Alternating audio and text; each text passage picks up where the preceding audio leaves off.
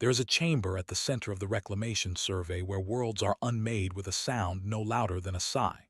It is a quiet room. Most rooms where enormous things happen are quiet. And in that room, on the day this story turns, a single recommendation sat waiting for one more signature. The recommendation was 11 characters long in our script. Translated into the tongue you are listening in now, it said only this: classification complete, surface inert, mineral yield approved. The surface in question was the mountains of a small blue world. All of them. Every range, every spine of rock that had ever caught a cloud and torn it open into snow. The survey had measured them, scanned them to the bone, and found them dead. Dead rock holds no rights under our law. Dead rock is simply weight waiting to be useful. And so the mountains of that world were one sigh away from being cut into ore and carried off across the dark. And the creatures who lived in the shadow of those mountains would have woken one morning to find the sky where the peaks had been. I was in that room. I want you to understand that before I tell you anything else, because I am not telling you a story I heard. I am telling you a story I almost helped commit. Now, here is the question that has not let me rest in all the long turning of stone since that day. Why did so many of the creatures on that world, scattered across it, separated by oceans and by thousands of their short years, with no way to speak to one another, all look up at the mountains and tell the same impossible lie? Why did they all say, in 100 different tongues, that the mountains were not mountains at all, but giants, ancient giants, sleeping giants, the bones of giants, giants who must not be disturbed? The stakes of that question turned out to be the entire living skin of a planet. But I did not know that yet. On that day, I thought it was simply one more example of how strangely, how charmingly, how uselessly that species liked to deceive itself. To explain why I was so certain of that, I have to explain what I am. My people are called the Veshkorid, though the name will mean nothing to you, so think of us instead by what we do. We are catalogers. We are old in a way your kind cannot hold in the mind without flinching. A single one of my thoughts takes longer to complete than some of your civilizations took to rise and fall. We are made largely of stone and the patience that stone teaches, and we move through the galaxy at the speed of geology recording. That is the whole of our purpose and our pride. We measure. We record. We do not change what we find, and we do not embellish it. And there is one more thing about us, the thing that matters most for this story, the thing you must hold on to. We cannot lie. I do not mean that we are forbidden to. I mean that we are physically unable to form a falsehood the way you are unable to remember a sound you have never heard. When a Veshkorid attempts to say a thing that is not so, the words simply will not assemble. They crumble in us like wet sand. We have no myths. We have no legends. We have no stories. We have a record, vast and perfect and cold, stretching back further than your sun. And in all of that record there is not one single sentence that was ever invented. We thought this made us the most honest minds in creation. We were rather proud of it. So you can imagine, perhaps, how I regarded a species that lied constantly, not maliciously. That was the part I could not parse. Humans lied for pleasure. They lied to their young at bedtime and called it kindness. They sat in circles and told one another things that had never happened and wept real tears over creatures that had never lived. They built entire monuments to events their own records proved false.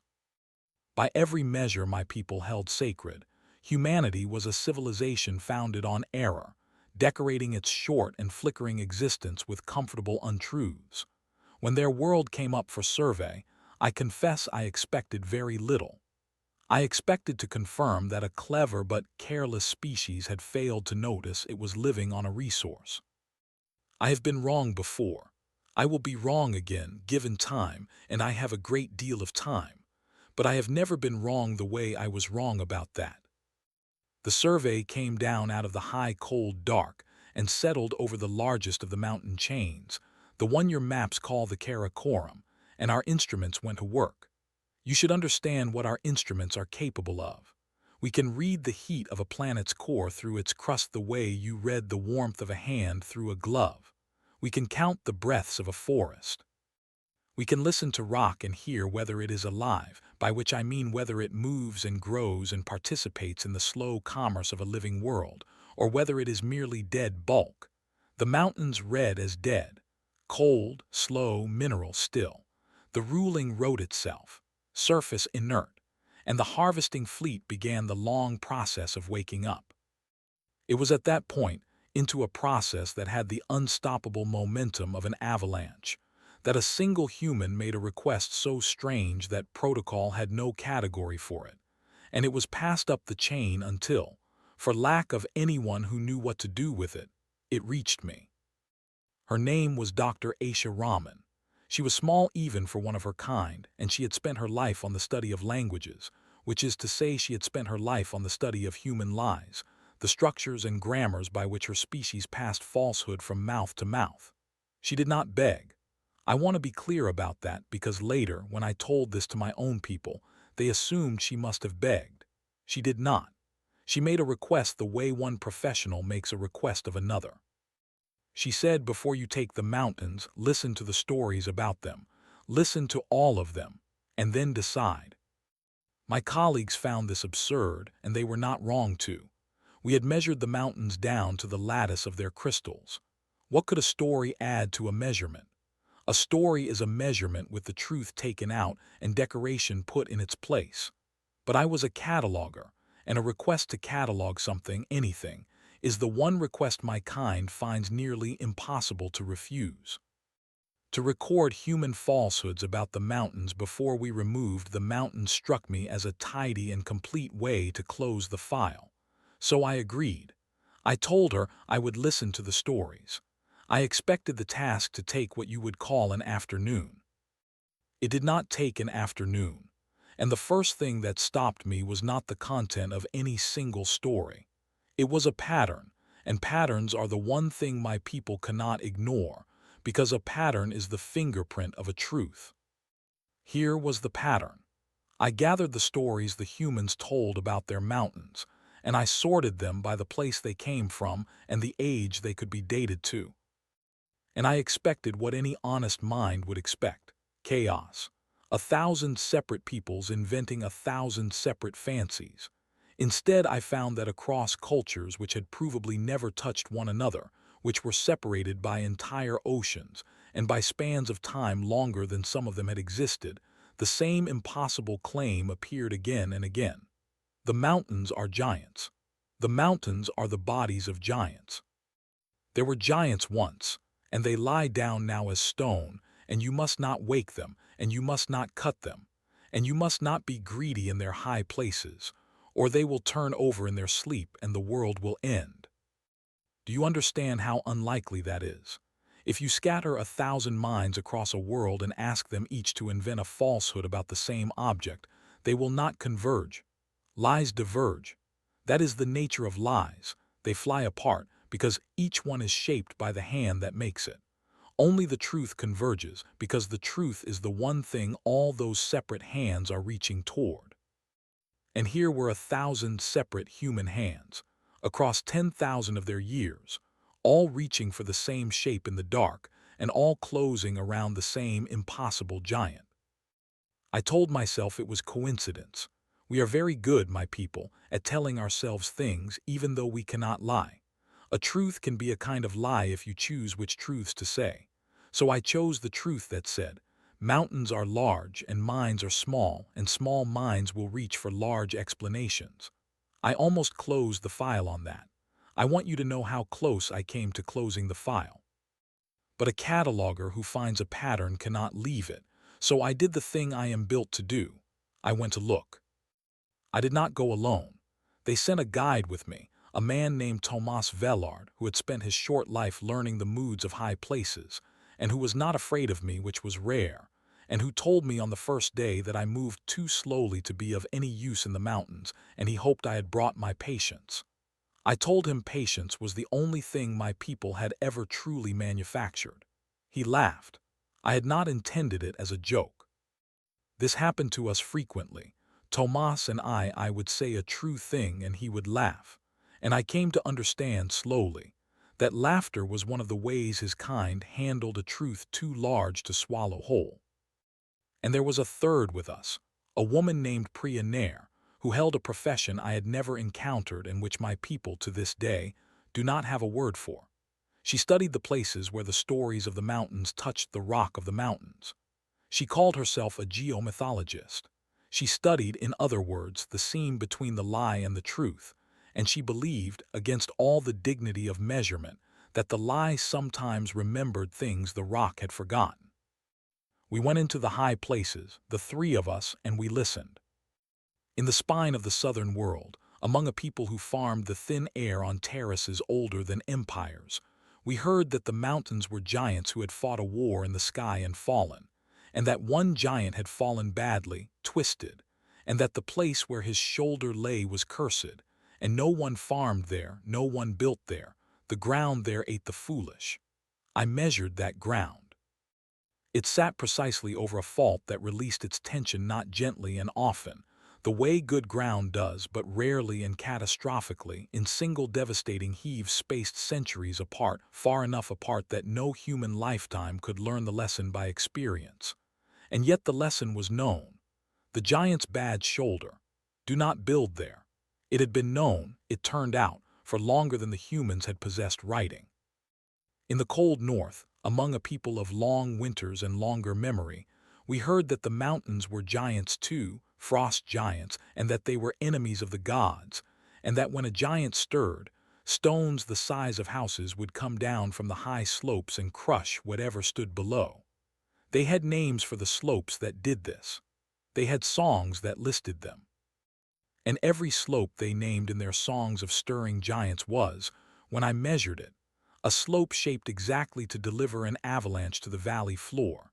The angle and the loading and the long collecting bowl above, all of it, encoded as a frost giant's bad temper, and sung to children who would not live to see the slope let go. By the time we reached the high heart of the world, the great Himalaya, the place where the air itself becomes an enemy, I had stopped telling myself it was coincidence. I had begun, instead, to be afraid.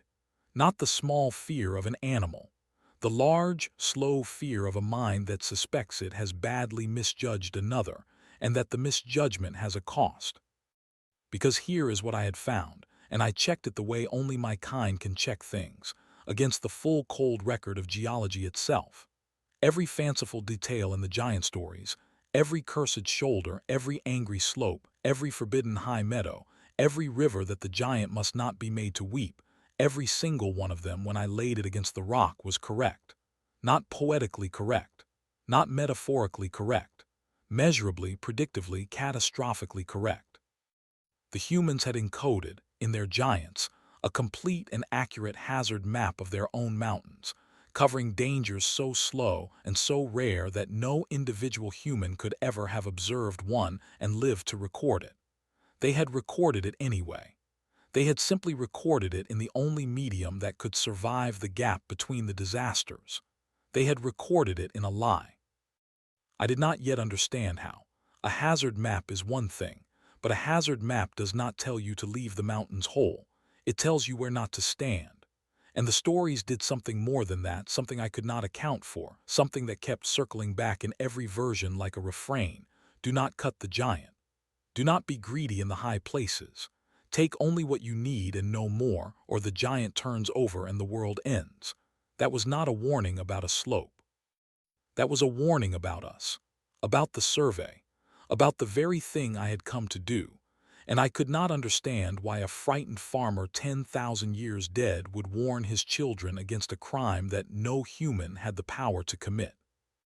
The answer came from an old man, and it came in a form so simple that I, who have catalogued the death of stars, almost failed to recognize it. His name was Karim. He was a herder of the Balti people, very old, his face folded like the land he had walked all his life, and he could not read, and he had nothing my survey would have called knowledge. We came to him because Priya said he carried a story his grandfather had carried, and his grandfather before him, and that the story had not changed. I asked her how she could possibly know it had not changed across so many mouths and so many years. She said, because they checked it.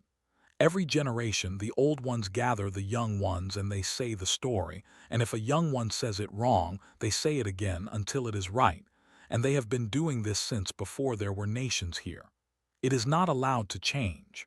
That is the whole point of it. It is a story built to survive being told. And there it was. I had been asking the wrong question. I had been asking why humans lie. The question was why humans had built one particular lie to be unbreakable, to be checked and corrected and passed down across 10,000 years without a single permitted error, when every other thing they made, their cities, their writing, their empires, their languages themselves, crumbled and changed and was forgotten. They had built one thing to last longer than all the rest. And they had built it not out of stone, which fails, and not out of writing, which is lost, but out of story, which lives in the only archive that renews itself in every generation, the living mind of a child. Karim told me the story. I will not give you all of it because some of it was for him and his and not for the record, but the heart of it was this. In the beginning the giants made the world. They lay down to become the mountains, and from their bodies came the rivers, and from the rivers came everything that lives, the grass and the goats and the grain and the people. The giants are sleeping, not dead. They are still working in their sleep. They breathe out the rivers and breathe in the snow. And the law the first people were given, the law that must never be broken, the law that every child must learn before they learn anything else, is this. You may live on the giant, but you may not cut into the giant, because the giant is not stone. The giant is the thing that makes the water, and a people who cut the giant for its treasure will find that they have cut the throat of the world, and the rivers will stop, and then there will be no people to remember the giants at all. I sat with that for a long time. Tomas thought I had gone to sleep. I had not. I was doing the thing my people do, which is to take a claim and lay it against the record and see if it holds. And it held. It held completely. Because when I stopped measuring the mountains as rock and began measuring them as a system, the giant story was not a lie at all. It was the single most accurate description of a planetary water cycle I had ever encountered, and I have cataloged the water cycles of 40 worlds. The mountains were not inert. We had read them as dead because we had read them on our own timescale, the slow, patient timescale of stone, and on that scale they did sit still and cold. But on the timescale of the living world they served, they were the great engines of it. They caught the water from the sky and held it as ice and released it as rivers, all year, every year, feeding the green skin of an entire continent and the billions of lives upon it. Cut them, harvest them, carry them off into the dark, and the rivers would fail, and the green would die, and the world would empty of the very minds that had spent 10,000 years trying to warn themselves not to let it happen. The humans had known. They had not known it the way we know things in numbers and lattices. They had known it the way a body knows to flinch from fire, in a wisdom older than reasoning, and they had wrapped that wisdom in a giant and handed it down the generations, because a giant is a thing a child will remember and a hydrological survey is not. They had been right. They had been right for 10,000 years, in the dark, with no instruments, against a danger they could not name. And they had built a machine out of nothing but storytelling to carry the warning forward to the one moment it would be needed. This moment, the survey, me. I went back to the quiet room. Survey, when I laid the pattern before it, did what institutions do, which is the same on every world and in every era and among every species I have ever catalogued. It did not deny the finding. The finding was too well measured to deny, and I had measured it. Instead, it offered a compromise, and the compromise was reasonable, and that is what made it so terrible. The survey said, very well. The cataloger has shown that some of the ranges are load-bearing for the biosphere. We will spare those. But surely not all of them are. Surely there are lesser ranges, drier ranges, ranges that feed no great river, ranges that the system would not miss. Classify those as dead. Harvest those. We will be reasonable. We will take only the giants no one will miss. And I watched Aisha Rahman, the small human who studied lies, be offered the most reasonable lie of all. Trade some of it to save the rest. Give up a few peaks and keep your rivers. Be sensible. negotiate. She said no. She did not raise her voice. She said no the way her ancestors must have said it, the way Karim said the law plainly as a thing not open to discussion. She said, "You do not understand what the story is. The story does not say save the mountains that feed the rivers. The story says do not cut the giant, any giant, because the people who told it knew something your compromise forgets. They knew that once you have agreed that some giants may be cut, you have lost the only law strong enough to protect any of them. The greedy will always find a reason that this peak, this one, is the lesser one. The story does not protect the mountains by being wise. It protects them by being absolute. That is why it has lasted 10,000 years, and your reasonable compromises have not lasted 10. We will not trade you a single giant." And then she did something I will remember until the stone I am made of returns to dust. She did not fight us. Her kind could not have fought us, and she knew it. Instead, she turned to me, the cataloger, the keeper of the one record in the galaxy that cannot hold a lie, and she said, "Then put it in your record. Put the whole of it in. Put down that 1,000 peoples who never met told the same story for 10,000 years, and that every detail of it that could be checked was true, and that the only people who ever called it a lie were the ones who wanted the giants for ore. Put it in your record, and then look your own law in the face, and tell it that the most tested, most corrected, longest surviving account on this entire world is a falsehood, and that you destroyed the thing it described because you found the truth inconvenient."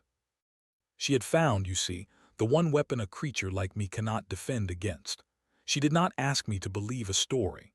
She asked me to record one, and I cannot record a lie. The words crumble in me like wet sand. I tried, and I want to be honest, because honesty is all I have. I tried to write into the record the original ruling surface inert, and for the first time in the long age of my existence the words would not assemble. They came apart in me. Because I had measured the mountains now, measured them truly, as the living engines they were, and the ruling that called them dead was no longer a true thing, and a Veshkorid cannot write a thing that is not true. So I wrote what was true instead. I wrote it all. The pattern, the convergence, the hazard maps in the songs, the law in the giants, the rivers, the 10,000 years. I wrote that the surface was not inert. I wrote that it was the most alive thing on the planet. Alive in a way our instruments had been too slow and too proud to see, and that a species we had dismissed as liars had been keeping a truth we could not even perceive, keeping it perfectly, keeping it in the bodies of giants because that was the only archive that would last. And when the record said that, the harvest could not proceed, not because we are kind. We are not kind. We are simply unable to act against our own record, and our own record now said in my hand that the mountains of that small blue world were alive. The fleet went home, the mountains stayed, the rivers ran, and on a terrace older than empires and in a cold valley of singing slopes, and in the high heart of the world where Karim herded his goats beneath the sleeping giants, the children were gathered as they always are, and the old ones said the story and corrected the young ones where they erred and made them say it again until it was right. It is not allowed to change. That is the whole point of it. I have thought a great deal, in the slow turning of stone since that day, about what I learned in those mountains, and I will give it to you plainly, because plainness is the only gift my kind can offer. My people believed for an age that we were the most honest minds in creation, because we could not lie and we kept a perfect record. But a record is not the same as a memory. We keep everything, and so we understand the weight of nothing. Our archive is so vast that no single Veshkorid has ever read the whole of it, and a truth that is never read might as well be a truth that was never written. The humans cannot keep everything. They are small and they are brief, and they forget almost all of it. And so they had to learn the hardest art there is, the art my proud and ancient people never needed and therefore never mastered. They had to learn to choose. They had to decide which truths were worth carrying across the dark gap of the generations, and then they had to build those truths to survive the journey.